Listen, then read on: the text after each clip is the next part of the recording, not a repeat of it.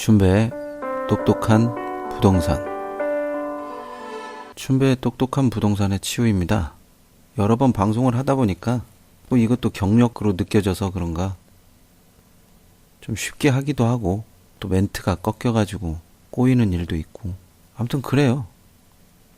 하루하루가 진짜 전쟁터 같다는 생각을 하게 되네요. 요즘은 진짜 여기저기서 부를 때마다 진짜 무섭더라고요. 좋은 일이 없어요. 터지고 부서지고 깨지고. 그런 일 때문에 저를 부르는 것은 아니지만 대부분 그런 일이 될까봐 두렵기도 합니다. 오늘은 방송을 하기 전에 토지 투자하는 거를 좀 찾아봤는데 와, 정말 저 정도로 사기를 쳐도 되나? 뭐 이런 생각도 들기도 하고 와, 정말 너무한다 라는 생각도 들기도 하고 해도 너무한다는 생각이 좀 많이 들더라고요. 토지 투자를 생각하시는 분들은 제일 먼저 생각하는 게 환금성을 먼저 좀 생각해 봐야 돼요. 내가 이 토지를 샀는데 1년 후에, 2년 후에 분명 가치는 오른 것 같은데 공시지가도 오르고 실거래가도 오르고 그러니까 분명 가치는 오른 것 같은데 누가 사질 않아요. 다른 부동산에 비해서 특히 토지는 환금성이 굉장히 떨어져요. 환금성이 떨어지는 토지를 사라고 부추기는 것도 굉장히 참 민망하더라고요. 그 민망함을 또 뛰어넘어서 집은 없어도 땅을 사라고 부추기는 인간도 있고 땅만이 진정한 부동산 투자의 가치인 양 말을 함부로 하는 사람도 있고 토지는 경매나 공매를 통하는 것이 무슨 진리인 양 그렇게 말하는 사람도 있는데 꼭 그렇게 볼 건 없어요. 부동산을 바라보는 시각이 어떤 일률적이면 반드시 좋다라고 볼 수가 없어요. 저는 기본적으로 부동산을 바라보는 시각이 다양했으면 좋겠어요. 다양한 시각을 다양한 방법으로 또 다양하게 해석할 수 있는 그런 투자자가 더 낫다고 봐요. 자신만의 방법, 자신만이 할 수 있다라는 그런 고집?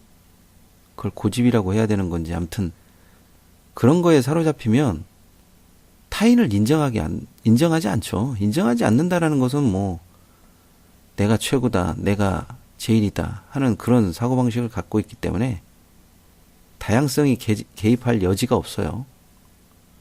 토지 이야기는 뭐 한 5분, 10분 얘기한다고 해가지고 이게 되는 이야기가 아니기 때문에 일단은 토지 이야기에서 좀 조심해야 될 거.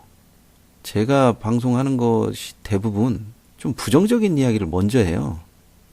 보수적인 투자자 입장에서 많이 생각을 해요. 이게 최악의 경우는 어떻게 되는 건가? 최악의 경우에도 내 원금은 살아있는가? 최악의 경우에도 내가 얼만큼 정도는 남기지 않겠는가? 저는 그걸 좀 먼저 꼽고 그 다음 것을 생각하기 때문에 다른 투자자들에 비해서 진보적이거나 자기 자랑과 뻥을 뻥뻥 튀겨가지고 하는 말 별로 좋아하지 않습니다. 그러다 보니까 시중에 나와 있는 책이나 투자 지침서, 투자 가이드북 그런 걸 보면 이렇게 해라, 이렇게 하지 않으면 안 된다, 이 방법을 우선적으로 해라 라는 식의 책이 많이 있더라고요. 근데 그런 식의 책은 굉장히 위험한 발상이라고 저는 생각해요. 일률적인 게 어디가 있고 사회가 변하다 보면 내가 알고 있는 것이 낡은 것이 될 수밖에 없는 그런 구조로 되어 있는데 불변의 진리가 될 수 있겠어요? 일단 저는 그렇게 보지는 않습니다. 또 어떤 책을 보니까 어떤 특정 지역을 주목하라고 나와 있더라고요.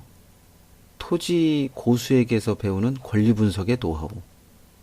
도대체 토지 권리 분석의 노하우가 뭐가 그렇게 중요한 건지 저는 잘 모르겠어요. 땅을 바라볼 때는 땅이 본래적으로 가지고 있는 내재 가치를 잘 파악하면 되는 거지 땅의 권리 분석이라는 것은 아파트하고 주택처럼 어떤 임차인이 있고 그런 부분이 아니기 때문에 뭐 권리 분석이 크게 뭐 문제가 될 거라고 보진 않아요. 지상권이 설정돼 있거나 그 토지를 사용하는 물건이 있거나 그렇지만 이런 거 같은 경우는 어느 정도 현장에 한번 나가기만 하면 거의 다 파악할 수 있는 거기 때문에 이거를 권리 분석의 노하우라고 보기에는 좀 무리가 있다라고 생각이 됩니다. 모든 부동산이 마찬가지지만 특히 토지는 현장에 항상 답이 있어요. 이 토지가 어떤 방향의 토지인가? 이 토지의 토질은 어떤가? 물이 어디로 흐르는가? 사람들은 이 토지를 어떻게 바라보는가? 뭐 그런 전반적인 거에 대한 것을 생각해 볼 필요가 있는 거죠. 또 내가 정말 마음에 드는 토지가 있는데 내가 마음에 드는 요점을 다른 사람도 그렇게 볼 것인가? 또 그렇게 보지 않는다면 무엇 때문에 그렇게 보지 않는 건가? 그런 거에 대한 것을 좀 세세하게 조사도 해야 하고 그렇게 다른 사람이 매력 있게 보는 토지로 만들려면 내가 무엇을 어떻게 해야 될 것인가에도 생각을 많이 해야 되죠. 단순히 여기는 어떻게 된다. A는 B다. 이런 식의 논리가 성립하지 않는 것이 토지뿐만 아니라 모든 부동산의 정석이라고 저는 생각합니다.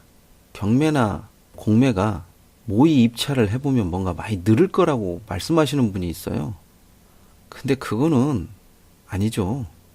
내가 얼마에 산다면. 모의 투자는 그냥 모의 투자일 뿐이에요. 돈을 안 거는데 도대체 무슨 설레임이 있고 무슨 떨림이 있겠어요. 다른 거와 다르게 부동산은 모의라고 하는 부분이 참 의미가 없고 덧없는 것 중에 하나예요. 그게 막 무슨 진리인 양 할 필요도 없는 거고 재미삼아 한두 번 할 수는 있지만 그걸 많이 했다고 해가지고 실전에 그걸 써먹을 수 있을 거라고 보장할 수도 없는 거예요. 특히 토지에서는. 토지는 그게 경매냐 공매냐를 따지기 전에 기본적으로 그 토지를 볼 줄 아느냐 모르느냐에 거기에 초점이 맞춰져야죠. 뭐 유명한 사람이 이 토지를 찍어주었다. 어떤 사람이 찍어줬다. 그러면 내가 만약에 그 돈을 만큼의 그 사람이 말하는 가치만큼의 돈을 받지 못하면 그 사람이 대신 물어주는 건가요? 아니잖아요.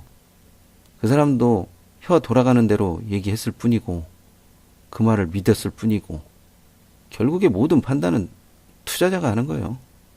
그 투자자가 어떤 방식으로 투자를 하는지 또 어떤 생각을 가지고 투자를 했는지 그게 중요한 거지 누가 이것을 추천했다 추천하지 않았다 그거는 전혀 별개의 문제라고 저는 생각합니다.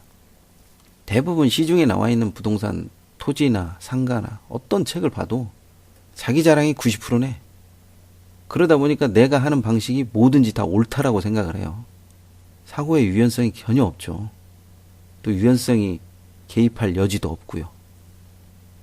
토지 투자는 기본적으로 이 토지를 볼 수 있는 눈, 관리지역이냐, 도시지역이냐, 또 관리지역이면 생산관리지역이냐, 계획관리지역이냐, 그거에 대한 장단점은 무엇인가. 이런 것부터를 좀 파악하고 난 다음에 토지를 바라보는 것이 훨씬 낫다고 생각합니다. 다른 사람이 하는 말은 어디까지나 참조가 될 수는 있지만 그 사람이 했던 말이 내 결정에 좌지우지할 수는 없죠. 모든 판단은 투자자가 하는 거니까요. 토지에 대한 얘기는 현미경 카페에서도 제가 많이 얘기를 해놓은 것도 있지만 그게 얘기를 한다고 해가지고 이해가 되냐 안 되냐 그 문제가 아니에요. 기본적으로 베이스가 있냐 없냐 거기에 따른 것도 있으니까. 많은 사람들이 생각하는 것처럼 토지는 아파트처럼 몇 프로 하는 이 퍼센테이지 개념으로 나갔다가는 큰일 나죠. 부동산은 굉장히 큰 수익이 큰 종목이긴 하지만 토지의 기본을 볼 수 있는 눈을 기르시기 바랍니다. 토지에 관한 부분은 현미경 카페에도 굉장히 많이 나와 있는데 또 그거를 읽는다고 해서 눈이 생긴다고 보장은 못해요. 그렇지만 어느 정도 참조는 할 수 있다라고 저는 생각해요. 다음번에는 이야기할 텐데요. 현미경 카페에 나와 있는 토지에 관한 글, 농지증이 뭔지, 또 이 토지는 왜 사면 안 되는지 그런 것을 좀 잊고 오시면, 아니 훑어보고 오시면 방송 듣는데 좀 더 귀가 번쩍 뜨이지 않을까 싶습니다.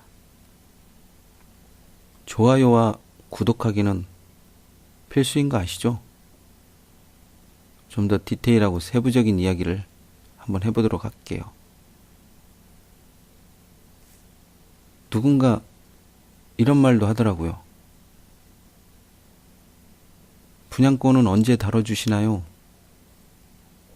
때가 되면 합니다. 그냥 수박 거닫기 식으로 할 수는 없어서 나름대로의 목차를 정하고 순서를 정한 것 뿐이지 안 하는 건 아니에요. 그러니까 잘 들어보시면 또 그런 이야기가 나올 때가 있을 겁니다. 날씨가 추운데 곧 봄이 올 것 같아요. 그때까지 잘 지내시기 바랍니다. 다음에 뵙겠습니다.